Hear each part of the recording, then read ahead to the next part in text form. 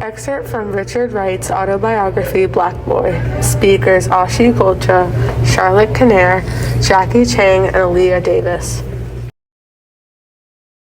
Where is your father? I stared in bewilderment. Yes, it was true that my father had not come home to sleep for many days now, and I could make as much noise as I wanted, though I had not known why he was absent. I had been glad that he was not there to shout his restrictions at me, but it had never occurred to me that his absence would mean that there would be no food. I don't know. Who brings food into the house? Papa? He always brought food. Well, your father isn't here now. Where is he?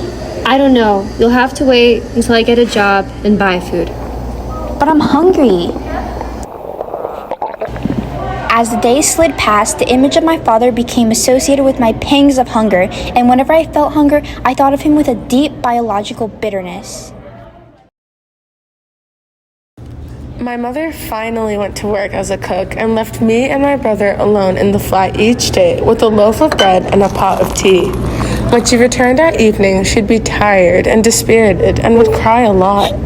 Sometimes when she was in despair, she would call us to her and talk to us for hours, telling us that we now had no father, that our lives would be different from those of other children, that we must learn as soon as possible to take care of ourselves, to dress ourselves, to prepare our own food, that we must take upon ourselves the responsibility of the flat while she worked.